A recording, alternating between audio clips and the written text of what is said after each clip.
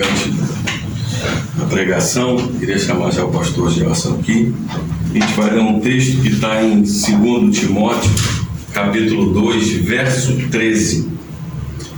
Assim diz: se somos infiéis, ele permanece fiel, pois de maneira nenhuma pode negar-se a si mesmo.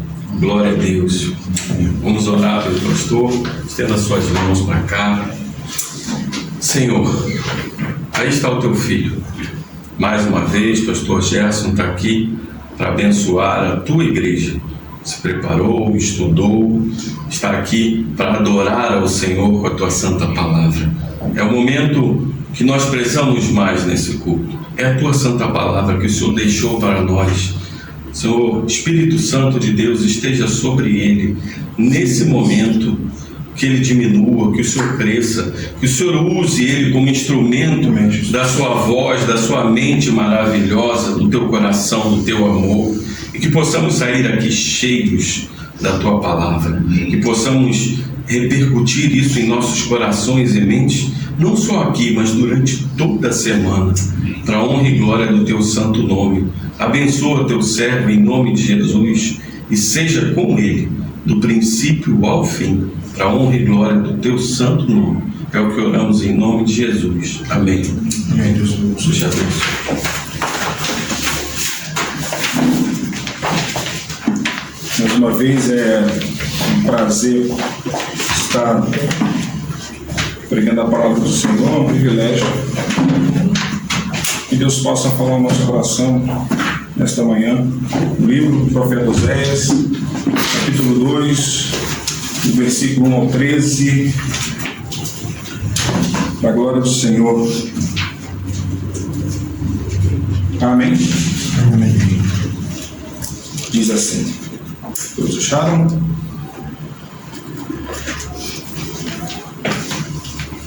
Eu espero por vocês.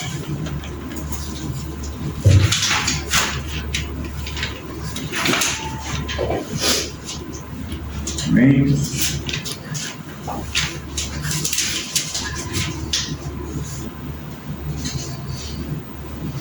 Amém. Deus seja louvado. Diz assim: chamai o vosso irmão, meu povo, e a vossa irmã, favor. Repreendei a vossa mãe, repreendei-a, porque ela não é minha mulher. E eu não sou o seu marido, para que ela afaste as suas prostituições de sua presença e os seus adultérios de entre os seus seios, para que eu não a deixe despida e ponha como no dia em que nasceu e a torne semelhante a um deserto e a faça como terra seca e a mate a sede. E não me compadeça de seus filhos, porque são filhos de prostituições, pois sua mãe se prostituiu. Aquela que as concebeu ouve-se torpemente, porque diz: irei atrás de meus amantes, que me dão o meu pão e a minha água, a minha lã e o meu vinho, e o meu linho, e o meu óleo e as minhas bebidas. Portanto, eis que cercarei o seu caminho com espinhos, e levantarei um muro contra ela, para que ela não ache as suas veredas. Ela irá em seguimento de os seus amantes, porém não os alcançará. Buscá-los sem, contudo, os achar, então dirá: irei e tornarei para o meu primeiro marido, porque melhor me ia então do que agora. Ela, pois, não soube que eu é que lhe dei o trigo e o vinho e o óleo, e lhe multipliquei a prata e o ouro que eles usaram para Baal. Portanto, tornar-me-ei e retirei a seu tempo o meu trigo e o meu vinho, e arrebatarei a minha lã e o meu linho. que lhe deviam cobrir a nudez. Agora descobrirei as suas vergonhas aos olhos dos seus amantes, e ninguém a livrará da minha mão. Farei cessar todo o seu gozo, as suas festas de lua nova, os seus sábados e todas as suas solenidades. Devastarei a sua vide e a sua figueira, de que ela diz: esta é a paga que me deram os meus amantes. Eu, pois, farei delas um bosque, e as bestas feras do campo as devorarão. Castigar-la-ei pelos dias dos Balaíns, nos quais eles queimou incenso, e se tornou como as suas arrecadas e como as suas joias, e andou atrás dos seus amantes, mas de mim se esqueceu, diz o Senhor. Amém? Meus irmãos, nesta manhã nós vamos dar continuidade à série de mensagens no livro do profeta Oséias. Hoje o tema é a infidelidade desmascarada e o amor ferido de Deus. Então, retornando um pouco mais atrás, para quem não esteve no culto anterior da mensagem em Oséias, antes de entrarmos aqui no capítulo 2, precisamos lembrar brevemente do que Deus já nos ensinou em Oséias capítulo 1, para que todos caminhem juntos aqui no entendimento da mensagem e da palavra que Deus pôs para nós. Então, no primeiro capítulo, Deus usa a vida do profeta Oséias como um sinal vivo, um sinal que ele demonstra através da vida do próprio profeta. Então ele manda Oséias se casar com Gomer, uma mulher infiel, para mostrar ao povo como Israel havia se tornado espiritualmente infiel ao Senhor. Então Oséias vai e pega uma mulher de prostituições, porque através da tua vida eu quero demonstrar para o meu povo o quanto o meu povo é infiel a mim. Então aprendemos que o pecado de Israel não era apenas desobediência, mas uma traição de uma aliança fiel que Deus ainda tem com o teu povo. Então nós vimos também os nomes dos filhos que simbolizavam juízo, afastamento e uma perda de identidade. Então, mesmo assim, nós vimos que Deus encerra o capítulo com uma promessa de restauração. Ou seja, Oséias capítulo 1 nos mostra um problema. Agora, em Oséias capítulo 2, Deus explica o porquê do problema e revela o seu coração ferido. Então Deus há de falar com a sua igreja nesta noite. Melhor, nesta manhã. Então, vamos falar um pouco do contexto histórico do Reino do Norte e do Reino do Sul, só para a gente dar uma pincelada aqui e entender um pouco mais. Então, após a morte do rei Salomão, o reino de Israel se dividiu. Então, nós temos o Reino do Norte, Israel, são as 10 tribos. Aí você vê a capital Samaria, o mercado que é marcado por algumas idolatrias constantes. Então você não vê nenhum rei fiel ao Senhor. Então você vê uma mistura do culto a Javé com Baal. Isso no Reino do Norte. Então você também tem um outro reino, que é o Reino do Sul, o Reino de Judá, com as 2 tribos. Então você vê a capital de Jerusalém, né? E você vê que Jerusalém preservou o templo. O Reino do Sul, ele preservou o templo. Então teve alguns reis bons, mas também teve alguns reis maus. Mas a ainda havia reverência à aliança davídica. Ainda havia um temor para com a aliança do Deus vivo. Então o profeta Oséias profetiza principalmente ao Reino do Norte, no final da sua história, pouco antes da invasão da Síria. Então, qual é o grande problema do Reino do Norte?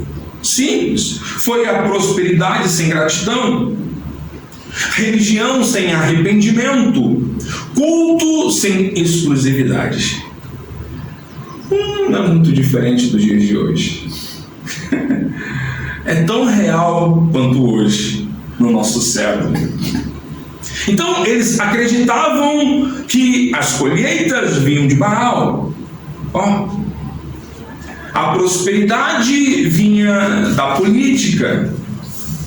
E Deus era apenas um acessório, um amuleto religioso para aquele povo.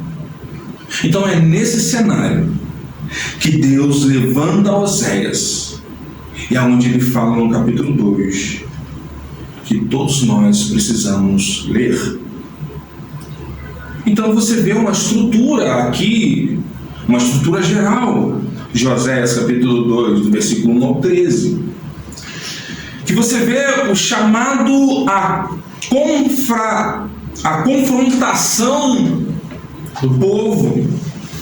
Você vê uma acusação contra a esposa infiel, e também você vê a ingratidão do povo, e ainda a exposição pública que Deus faz do pecado e do juízo naquela época. Então, um primeiro ponto que nós precisamos entender está no versículo 2: contendei com a vossa mãe, contendei.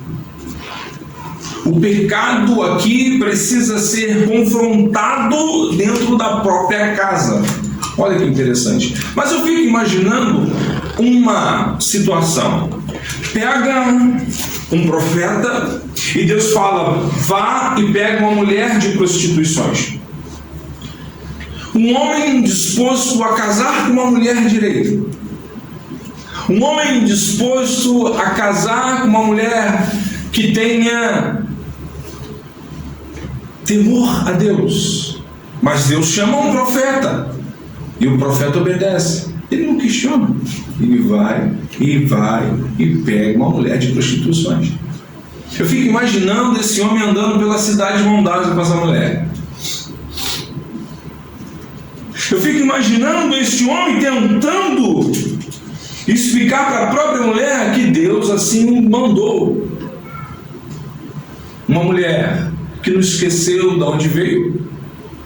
Uma mulher que toda vez que acordava ao lado do seu marido Oséias, o seu esposo, era indiferente, porque ela não amava. Mas o interessante é que ele o amava. E mesmo assim ele desfila com ela diante da cidade. Então, Deus chama os filhos para confrontarem a mãe. Isso significa que a nação inteira precisava reconhecer o pecado coletivo. Você imagina um homem, um esposo sério, fiel. Para quem que o povo iria olhar? Para um esposo fiel ou para aquela prostituta que todos já conheciam? O povo iria olhar para quem? Para ela. E dizendo: esse cara é maluco. Como pode pegar uma mulher de prostituições e ainda andar e desfilar diante da cidade? Então aqui o pecado havia sido normalizado naquela cidade. Então o adultério espiritual havia se tornado uma rotina. Então Deus mostra que o silêncio também é cumplicidade. A omissão fortalece o pecado. A correção é um ato de amor. Então parece que Oséias entendeu isso. Mas ele casou seriamente com aquela mulher. Ele não abre mão desta aliança, até porque Deus mandou ele casar com aquela mulher. E agora o testemunho dele é visto na pele dele, na vida dele, aos olhos da cidade, o testemunho do esposo fiel. A mulher então mencionada apresenta a nação considerada coletivamente como a mãe dos seus cidadãos, enquanto os filhos, as crianças, refletem a posição das pessoas que são chamadas a se levantar contra a nação como um todo. Então, o posicionamento dos filhos não é uma irreverência à mãe ali. Não é isso que o texto está dizendo. Mas sim uma confrontação. Mas sim uma exposição do pecado daquele povo. Então, meus irmãos, quando a igreja deixa de confrontar o pecado, ela começa a se parecer com o mundo, e de fato é isso que acontece. O amor verdadeiro não é silenciado, ele sempre está exposto. A verdade dita na graça sempre está pronta, sempre está andando no meio da cidade. O amor de Deus sempre está confrontando. Mas mesmo assim, quando a igreja deixa de confrontar o pecado, ela começa a se parecer com o mundo. E mesmo assim, o esposo anda no meio de um povo que quebrou a sua aliança verdadeira com seu marido, com seu esposo fiel. Então Deus descreve a infidelidade sem romantizar o pecado. E diz: afaste ela as suas prostituições. Então, aqui Deus descreve o pecado como algo visível, algo público, escancarado. Deus faz da vida de Oséias um casamento exposto para toda a sociedade ver quem era infiel. Não havia mais vergonha. A idolatria era celebrada no meio do povo. A imagem de nudez aponta para a exposição. A imagem de nudez aponta para a vergonha e também para a consequência. Mas como pode ver, o povo não tinha mais vergonha. Estava exposto para que todos vissem a calamidade que eles se afundaram. O pecado sempre promete prazer, mas acaba terminando em exposição. O que começa escondido termina revelado. Então, a gente acaba vendo uma ilusão da autossuficiência espiritual. E aí o que diz? Irei após aos meus amantes, em versículo 5. Uma ilusão. O povo corrompido, cego. Israel acreditava que o pão vinha de Baal. Ilusão. Vinha dos ídolos. E o sucesso vinha da aliança com os políticos. Eles esqueceram que tudo vinha do Senhor. Quando a bênção é maior que o Deus da bênção, o coração se perde. O coração não aponta mais para o alvo. Prosperidade sem gratidão gera idolatria. Estão dando mais ênfase na bênção do que no poder do Evangelho nos dias de hoje, entende? Esse é o perigo da nossa geração. Então, no versículo 6, Deus já vem interrompendo o caminho do pecado. E Ele disse: cessarei o seu caminho. Aqui vemos a graça severa de Deus. E Ele permite frustrações. Ele permite frustrações para impedir uma destruição. Eu vejo um espinho aqui com uma misericórdia disfarçada.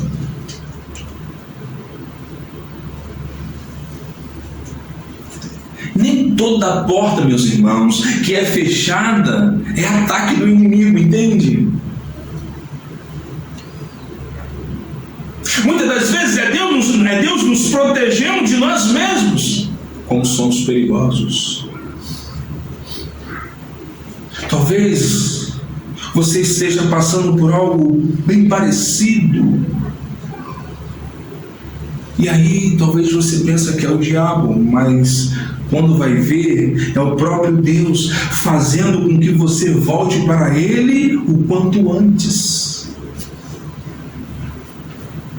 Como Deus é misericordioso. Como Deus é bondoso. E eu paro para analisar. Está lá Oséias dormindo. Olha para um lado, a mulher não está. Vai para algum cômodo da casa e tem um cheiro de perfume no ar, mas não a encontra. Aonde está esta mulher? Ela não está dentro de casa. Ela está na cidade se deleitando com o pecado. Mas mesmo assim Deus faz com que nós voltemos para Ele. E Deus está esperando, porque quem move é Ele. À noite ela vai, mas pela manhã ela volta. Então Deus frustra o pecado para salvar o pecador. Ela irá após os seus amantes, mas não os alcançará. Olha que incrível. Este versículo revela algo profundamente pastoral sobre o caráter de Deus. Então Israel decide seguir seus amantes, seus ídolos, suas alianças políticas e a sua falsa segurança, mas Deus intervém no meio do caminho. É graça, é amor, é fidelidade, não é quebra de aliança. O povo vai para um lado e Deus chega no meio do caminho e fala: volte, porque eu te amo, você é meu, é amor. Ela corre, mas não alcança os seus amantes. Ela procura, mas não encontra. Ela insiste, mas se frustra, porque pelo meio do caminho Deus a encontrou novamente. Deus insiste. Isso não é um abandono, meus irmãos. Isso é intervenção graciosa do Deus de Israel. É lindo demais. Como um profeta pequeno como esse tem algo para nós nesta manhã. Anote isso, meus irmãos. Deus permite o fracasso do pecado para impedir a destruição do pecador. Muitas das nossas frustrações não são castigos, é amor puro. Como pode, meus irmãos? Como pode? Então, no verso 7, então dirá: irei e tornarei ao meu primeiro marido. A memória espiritual começa a despertar. Aqui esquecemos de Deus a ponto de que a traça venha corroer o nosso manual da nossa fé. Esquecemos de Deus. E aí você vê que o pecado distorce a percepção da realidade. Ela não escolheu, ela não reconheceu que eu lhe dava o trigo. No versículo 8. Ela não reconheceu que eu lhe dava o trigo. Aqui Deus revela o coração do problema. Ingratidão espiritual. Israel usufruía das bênçãos, mas atribuía a origem delas aos ídolos. Recebia de Deus, mas dava crédito a Baal. Esse é um dos pecados mais perigosos, porque ele é silencioso. Não é escancarado, mas ele é silencioso. A pessoa continua recebendo, mas deixa de reconhecer. Recebe, mas deixa de reconhecer. Quando paramos de agradecer, começamos a nos afastar. A ingratidão sempre antecede a idolatria, porque esquecemos de Deus e nos envolvemos com Baal. Então Deus vem e retira para ensinar ao povo. Ele diz: portanto, tornarei e tirarei o meu trigo. Deus agora retira aquilo que havia sido mal administrado espiritualmente. Não porque ele deixou de amar, mas porque o povo não reconheceu a fonte da bênção. Mas aqui a retirada é pedagógica. Deus ensina pela ausência o valor da presença. É maravilhoso. Às vezes Deus tira o que nos distrai para nos devolver o que realmente importa. Aleluia. Deus é maravilhoso, meus irmãos. O que é removido revela onde estava o nosso coração, entende? A gente acha que vai fazer falta, mas quando você olha, não faz falta. O que me faz falta é o que me sustenta. É o pão vivo que desceu do céu. É isso que nos sustenta. É a água viva que mata a nossa sede. E aí percebemos o real valor da presença de Deus em nossas vidas. Mas aí vem o juízo. Antes do último apelo, farei cessar todo o seu gozo. As ações do Senhor contra Israel também atingiram as suas celebrações religiosas. porque elas desempenhavam um papel central na vida nacional. Embora essas celebrações conferissem a alegria, elas eram detestáveis ao Senhor. E ele declara: eu farei cessar a alegria no meio do meu povo. O Senhor não reconheceria mais como as festas instituídas por Ele mesmo. Olha como foi grave, meus irmãos. Minhas festas instituídas por mim mesmo, como está lá em Levíticos, capítulo 23, versículo 2. O sábado, a Páscoa, as primícias, Pentecoste, expiação, tabernáculos, enfim, festas verdadeiras dedicadas ao Deus vivo de Israel. Então, por terem recebido elementos pagãos,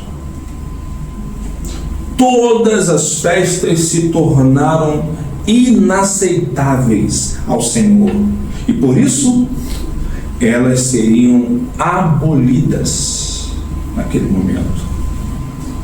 Então Deus remove a falsa alegria para revelar a verdadeira fonte de vida. Não adianta festejar ou ir à festa se o dono não estiver no recinto. Não adianta a confraternização do aniversariante se o aniversariante não se encontra no lugar, se o dono da casa não se encontra. Não adianta colocar atrações no culto público para agradar pessoas e deixar de agradar a Deus. Não adianta. Estão flertando com o paganismo. E é o que está acontecendo no nosso século, não só no Brasil, mas no mundo afora. Se a palavra de Deus não for suficiente para atrair pessoas, então estamos perdidos. Irmãos, quando Deus tira o que nos distrai, Ele está nos devolvendo o que realmente importa, a sua presença. É isso que importa para a igreja de Cristo, a sua presença. Lembra daquele louvor? Se Cristo comigo vai, eu irei.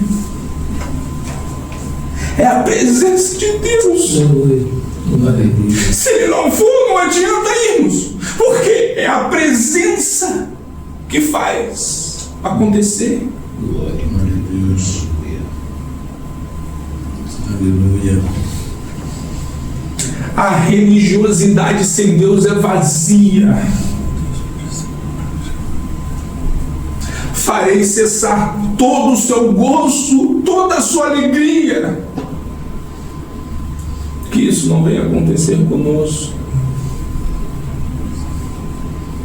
As festas, luas novas, celebrações, tudo continua, mas Deus diz: vou fazer cessar.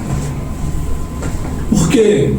Porque eram rituais sem relacionamento, culto sem arrependimento, celebração sem fidelidade. Então por que o dono por que ele iria fazer? O que ele iria fazer lá?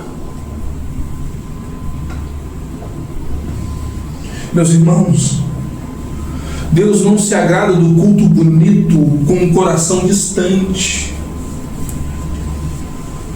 Ele prefere um coração quebrantado, esmiuçado, voltado ao pó, e uma liturgia impecável que vai inerente à sua palavra e vontade. É isso que agrada a Deus. Um culto que seja racional a Ele. não emocional, no meio do povo. E o pecado sempre vai cobrar. A conta vai chegar. Ele vai dizer: castigá-la-ei pelos dias dos Baalins. O pecado pode até ser esquecido por nós, mas nunca é ignorado por Deus. Eu fico imaginando o filho chamado Jezreel andando pela cidade e as pessoas chamando Jezreel, Jezreel, Jezreel, o vale do sangue, onde o sangue foi derramado. Jezreel.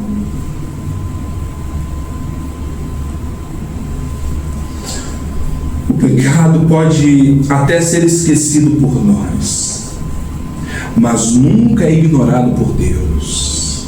O texto mostra que chega um momento que a conta precisa ser paga. Mas mesmo aqui, Deus não age por vingança, age por amor. Ele age para encerrar um ciclo de destruição. Deus não disciplina o seu povo por prazer, mas por amor.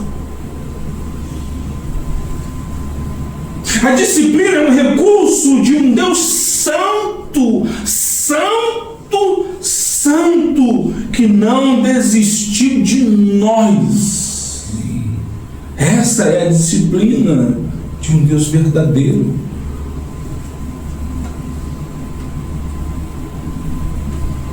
Eu vou me encerrar aqui, meus irmãos. Oséias capítulo 2, do versículo 1 ao 13, nos mostra um Deus que confronta o pecado com verdade, expõe a idolatria com clareza, disciplina com justiça e prepara o caminho para a restauração. Deus não abandonou a sua aliança. Ele luta por ela. O mesmo Deus que denuncia é o Deus que chama de volta o seu povo. O mesmo Deus que fere é o Deus que cura para a glória do seu próprio nome. Aleluia. Glória a Deus. Irmãos, é importante observar como Deus fala em Oséias capítulo 2. O Senhor não fala como um juiz frio, mas como um marido traído, um marido ferido, um marido magoado, porém comprometido com a sua aliança que tem com o seu povo. O capítulo 2 não é apenas uma denúncia jurídica aqui, é um lamento relacional. Cada palavra carrega que dor do marido, do esposo. Cada palavra carrega zelo. Cada palavra carrega amor, carrega justiça. Quando Deus diz contendei, Ele não está incentivando briga, não é isso, mas chamando a consciência. Quando Ele fala em nudez, espinhos, escassez e perda, Ele não está sendo cruel, Ele está retirando ilusões no meio do seu povo e dizendo: eu sou o teu Deus. Aleluia. Então aqui o pecado é desmascarado para que o coração do homem seja restaurado. Aleluia, aleluia. Então, Oséias vai nos ensinar no capítulo 2. Deus não ignora a infidelidade. Deus confronta com amor. Deus disciplina para restaurar.